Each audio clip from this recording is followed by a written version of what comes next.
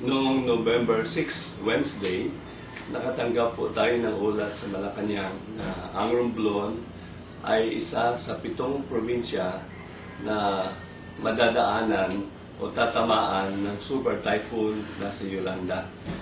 Imagine pag sinabing super typhoon, pagkatapos po ng bagyo, wala kang makikita na puno na nakatayo, lahat po ay matutumba. At ang pangalawa ay ang alon o ang tubig na papasok ay abot ng 7 to 8 meters.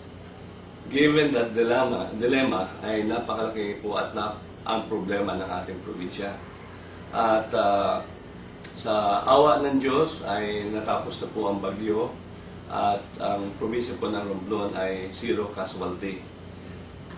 Nung maganda rin pong ikwento sa inyo na nung kasagsagan ng bagyo ay nagsimula po tayo umabot tayo ng 11,800 na evacuees. By the time na full blast ang bagyo, umabot po ng 15,000 ang evacuees natin sa 120 evacuation centers.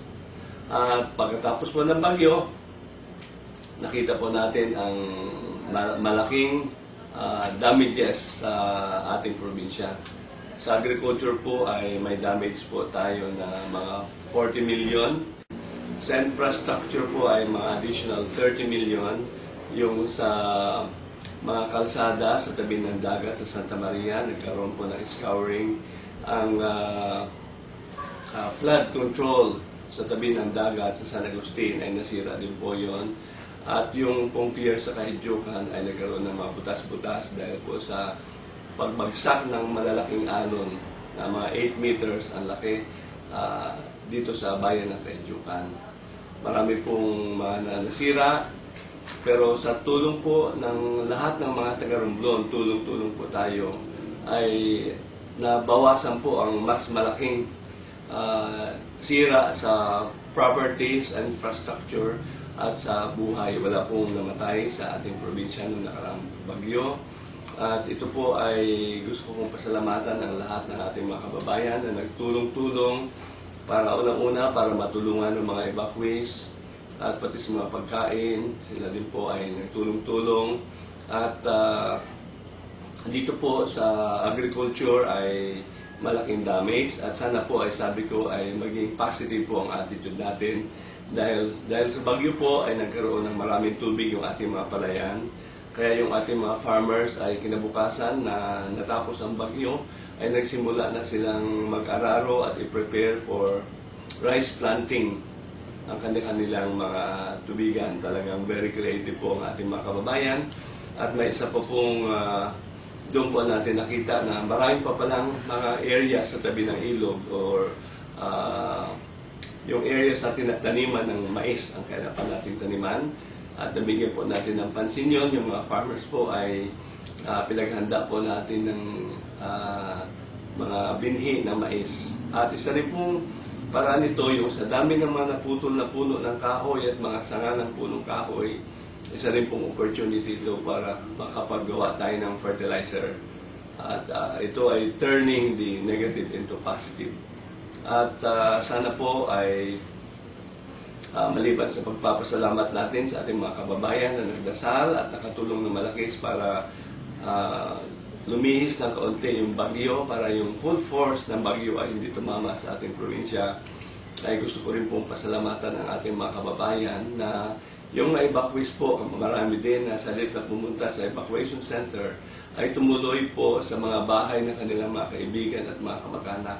So itong pagtutulungan na ugali ng mga Romblomanon ay napaka-positive na kaugalian na sana po ay hindi natin aalisin at isang leksyon po ito na sana ay makatulong na malaki sa atin in times of crisis.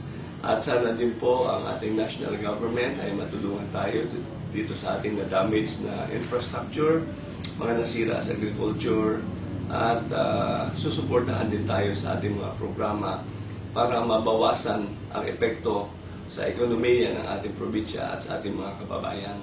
Sa ating pong mga kababayan, isa pong tunay na malapakalaking blessings na hindi masyadong nasira ang ating probinsya.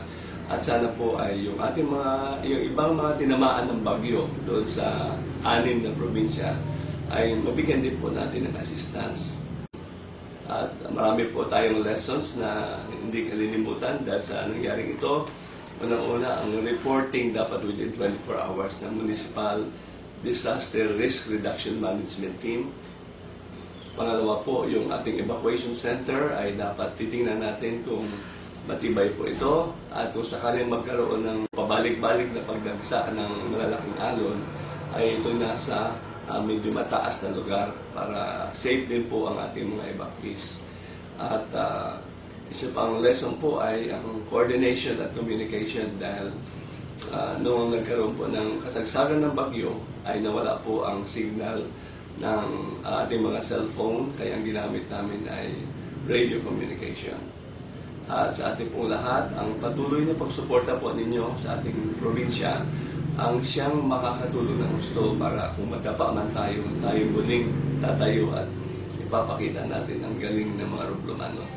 Sa inyo pong lahat, maraming salamat sa inyong dasal. Maraming salamat sa inyong suporta.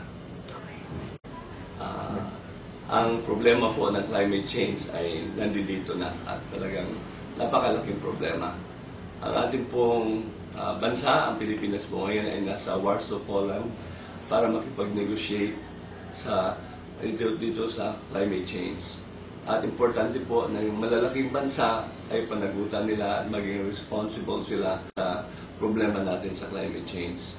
At dito rin sana ay makatulong ang malalaking bansa sa pagbibigay ng funding para maiwasan at mabawasan ang problema na dulot ng climate change. Suportahan po natin ang posisyon ng ating minamahal na Pilipinas at ipakita natin na miski isang maliit na bansa ang Pilipinas ay isa sa major contributor para ma-prevent itong climate change.